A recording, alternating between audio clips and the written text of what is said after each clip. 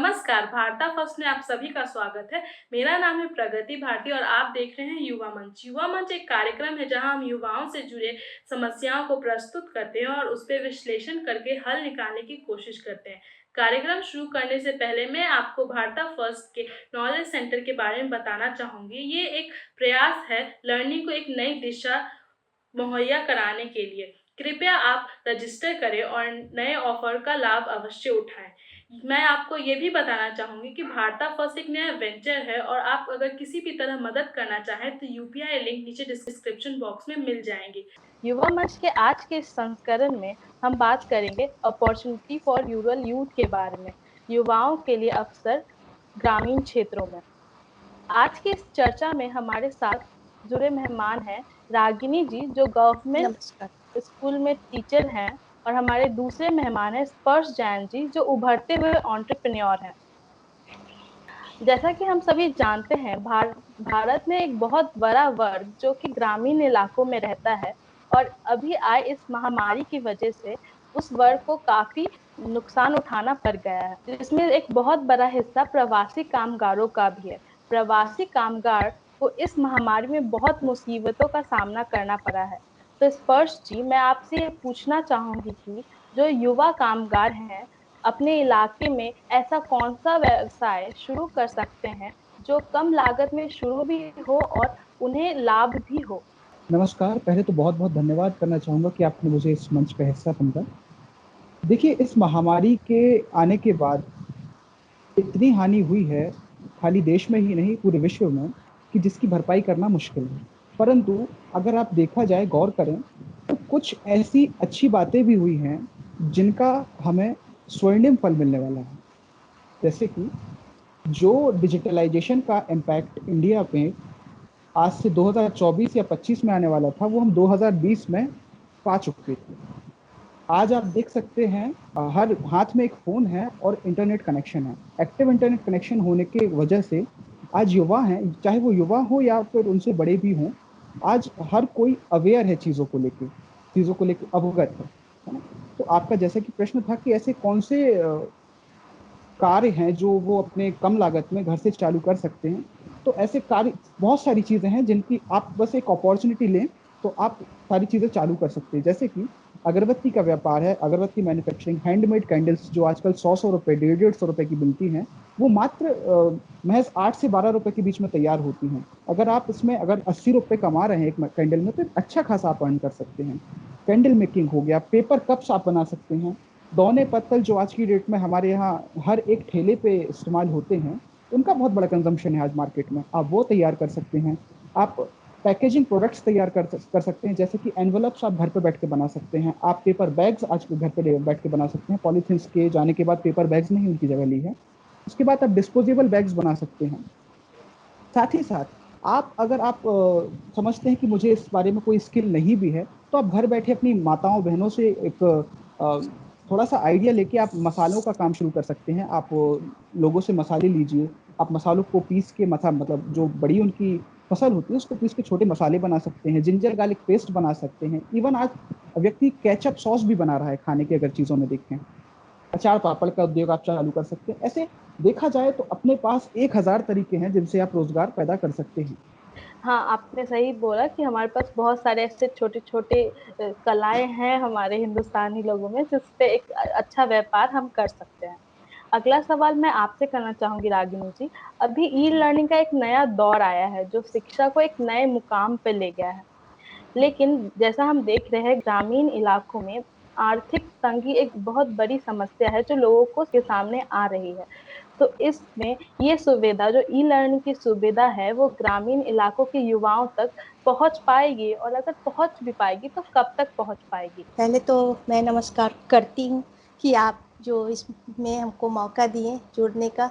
जैसा कि हम सभी लोग जानते हैं कि केवल भारत ही नहीं, पूरे विश्व में कोरोना महामारी का आर्थिक क्षति पहुंचाई है, जिस वजह से बहुत लोगों को अपनी नौकरियां गंवानी पड़ी है और आर्थिक तंगी से गुजर रहे हैं। इससे सबसे ज़्यादा क्षति तो मध्यम वर्ग और निम्न वर्गों को हुआ है। इसका सबसे ज़्यादा असर अपना शिक्षा के क्षेत्र में हुआ है। इन सब के बीच ई लर्निंग के क्षेत्र में ने इस महामारी में शिक्षा के सभी वर्ग तक पहुंचाने में काफ़ी हद तक साथ निभाया है। सरकार भी इस तरफ से पूरी कोशिश कर रही है, लेकिन ये कदम अभी सभी वर्गों तक शिक्षा मतलब जहाँ तक पहुँचना चाहिए वहाँ तक पहुँचा नहीं है। लेकिन यह कहना गलत नहीं होगा कि इन सब प्रयासों के बावजूद भी लोग आर्थिक तंगी से गुजर रहे हैं।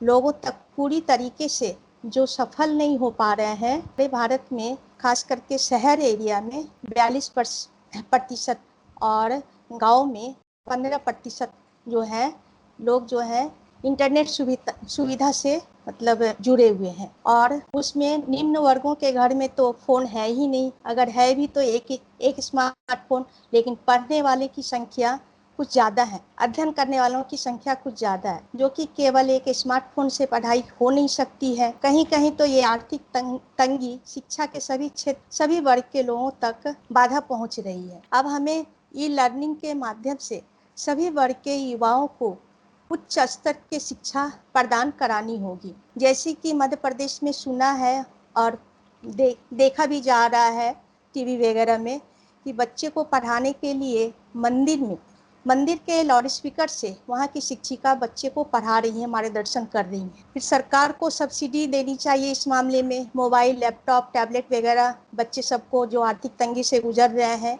गरीब और मध्यम परिवार के बच्चे सबको देनी चाहिए। उसके बाद केवल शिक्षा के माध्यम से भी हम पढ़े लिखे टीचर्स हैं समुदाय को भी, और जो घर में बैठे हुए हैं पढ़े लिखे बेरोजगार जो है या जो मतलब हॉस्टल से आए हुए हैं पढ़े लिखे हैं, वो भी प्रोवाइड कर सकते हैं अपने बच्चे सबको पढ़ाई के मामले में। कम्युनिटी पार्टिसिपेशन से भी युवाओं को शिक्षा प्रदान कर सकते हैं। लॉन्ग टर्म्स में हमें ये ध्यान रखना होगा कि सभी युवाओं के घर में लैपटॉप, मोबाइल की सुविधा हो, ताकि आने वाली कोरोना वायरस जैसी महामारी के समय उनके शिक्षा में बाधा न पहुंचा सके। हमें डिजिटली डिवाइड भारत को डिजिटली यूनाइट भारत बनाना होगा।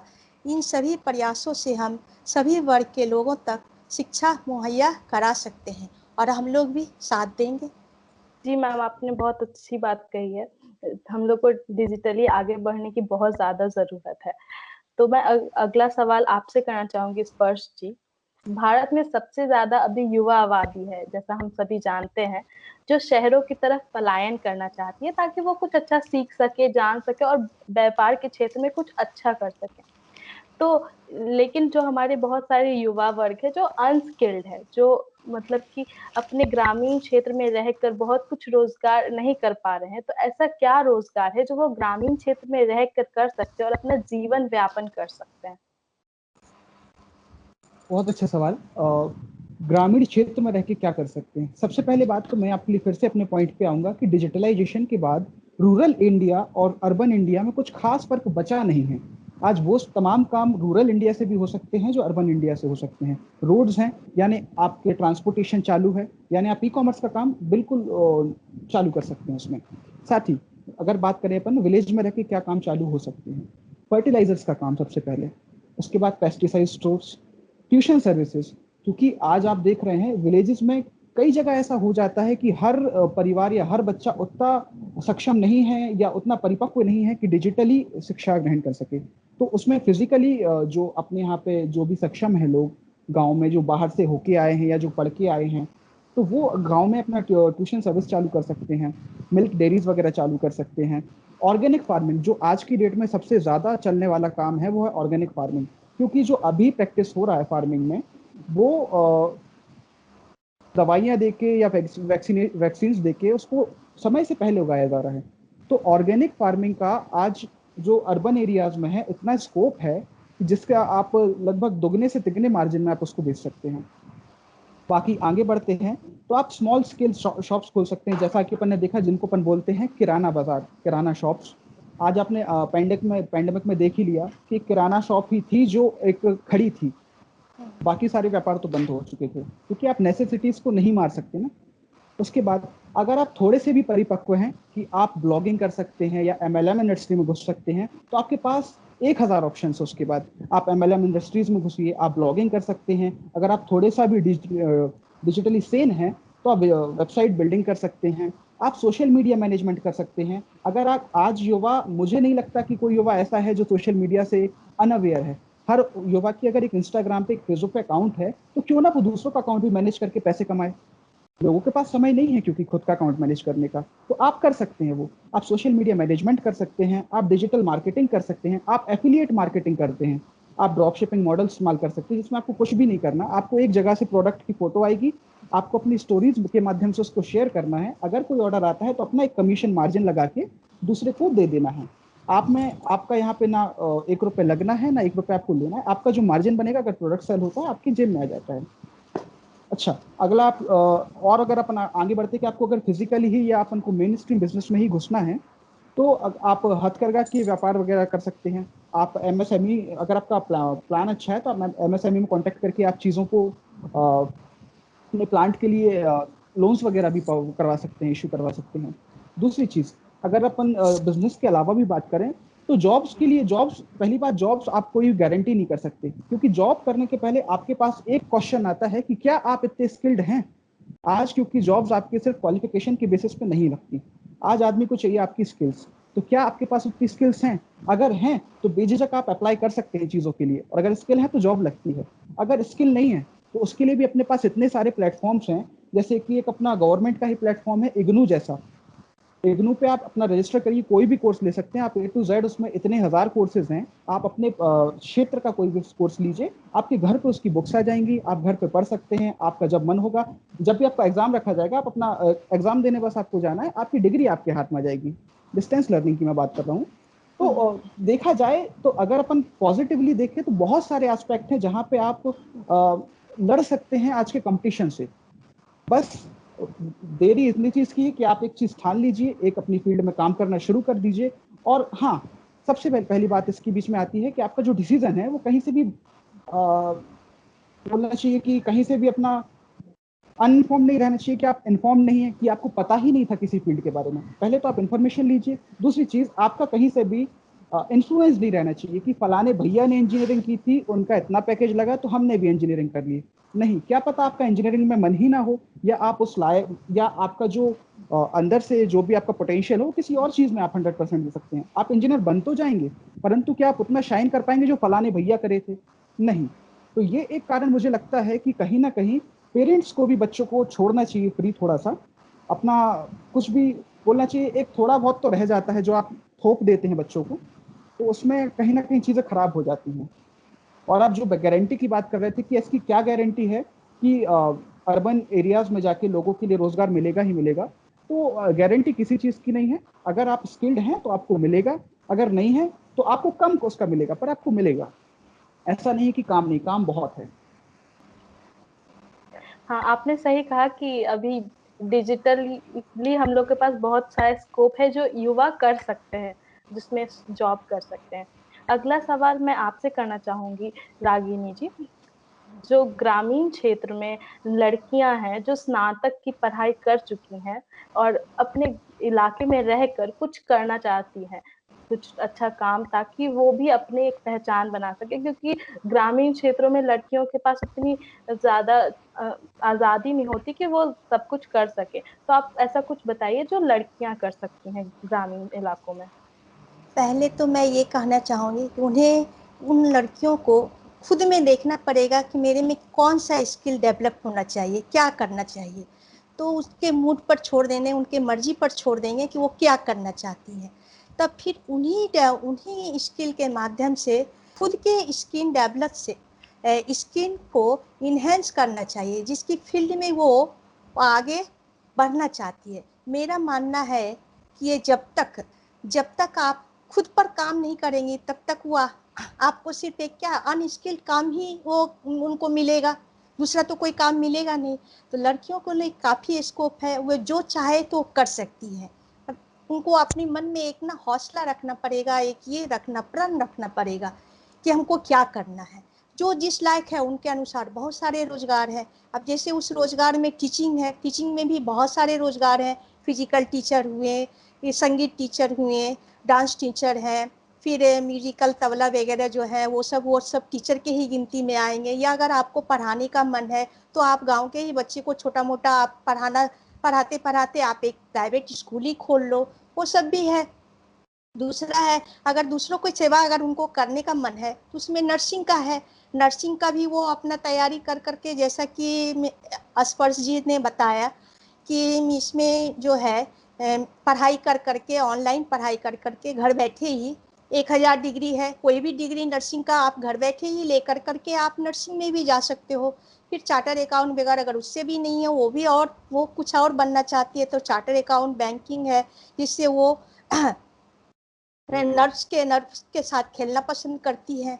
फिर वो भी नहीं है तो घर में आजकल बहुत सारा ब्यूटिशियन वगैरह है, पार्लर, जगह जगह पार्लर है, तो वो भी कोर्स कर करके वो लड़कियां कुछ कमा सकती हैं।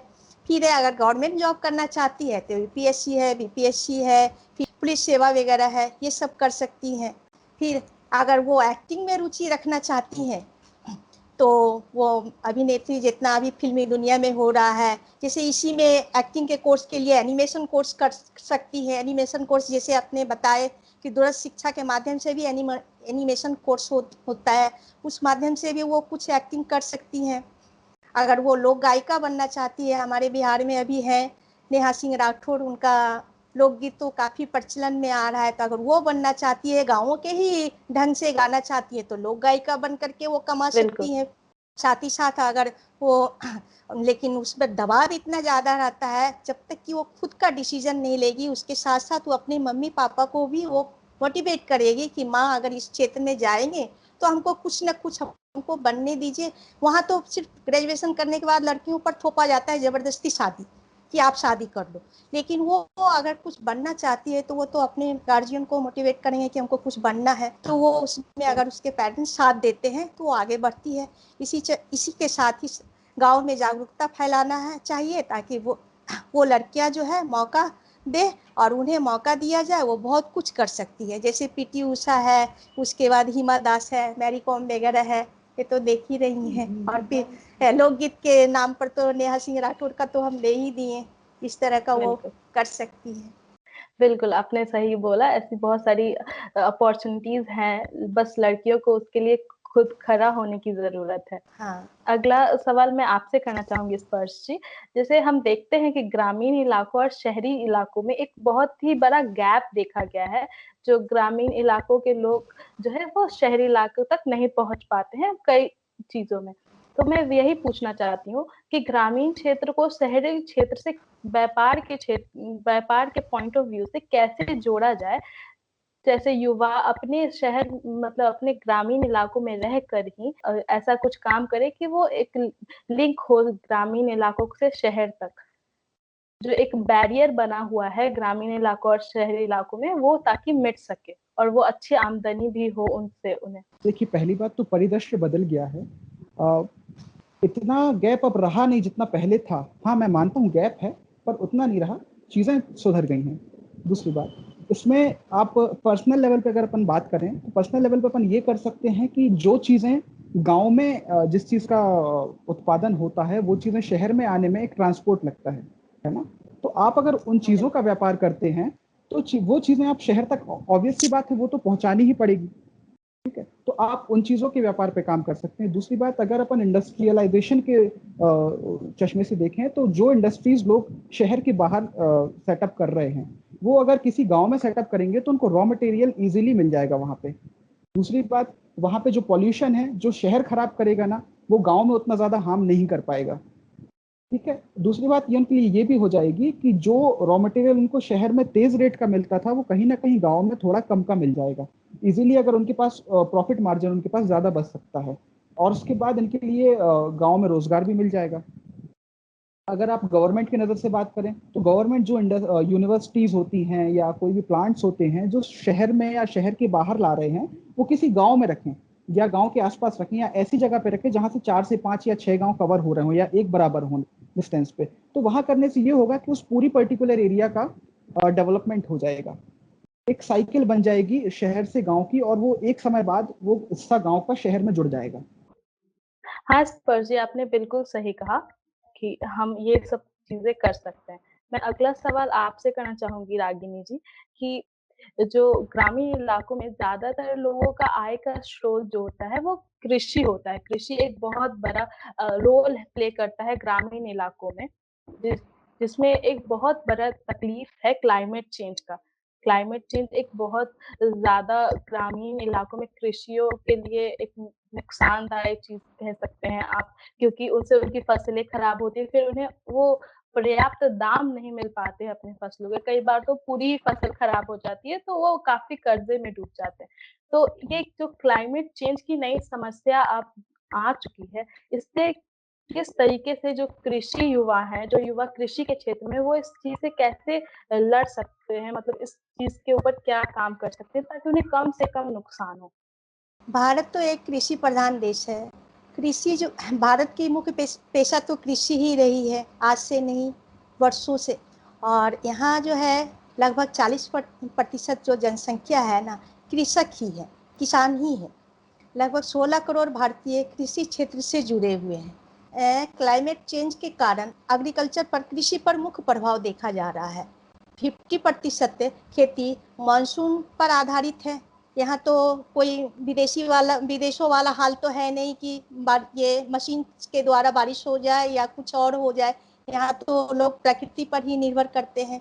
अगर एलिनो का प्रभाव पड़ता है तो भारत में सूखा आ जाता है, जैसे 2014-15 में हुआ था। क्लाइमेट चेंज के कारण ग्लेशियर पिघल रहे हैं। इसी कारण से वहाँ भूस्खलन वगैरह, मिट्टी का बहना, मिट्टी क्या सॉलेशन हो जा रहा है, बाढ़ आ जा रहा है, ये सब हालात जो है बढ़ जाते हैं, जिस कारण बस किसानों को काफ़ी नुकसान उठाना पड़ता है।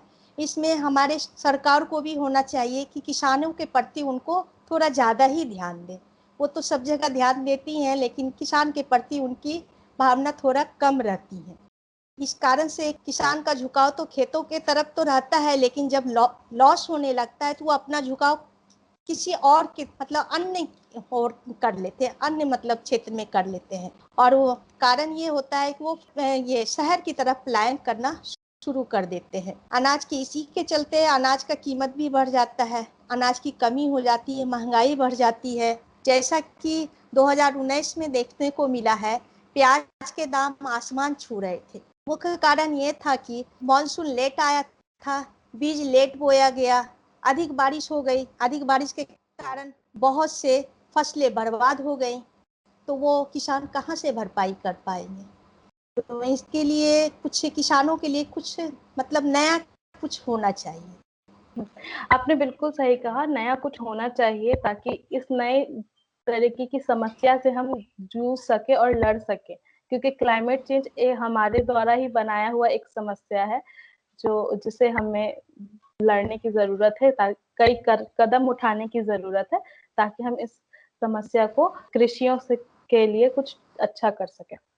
इस कार्यक्रम के अंत में हम यही कह सकते हैं कि ग्रामीण क्षेत्रों में भी अवसर मौजूद है, बस युवाओं को उन अवसरों के ऊपर ध्यान देने की ज़रूरत है और उनके ऊपर काम करने की ज़रूरत है। कई हद तक हम ये भी कह सकते हैं कि उन्हें स्किल्ड होने की ज़रूरत है ताकि वो अच्छा कमा सकें। इसी के साथ आज के कार्यक्रम का हम अंत करेंगे। अगर आपको हमारा ये कार्यक्रम अच्छा लगा हो तो इसे लाइक करें, शेयर करें और सब्सक्राइब करें। आप जानते हैं कि भारता फर्स्ट एक नया वेंचर है और आप इससे किसी भी तरीके से सहयोग करना चाहते हैं तो यूपीआई लिंक नीचे डिस्क्रिप्शन बॉक्स में मिल जाएंगी। धन्यवाद।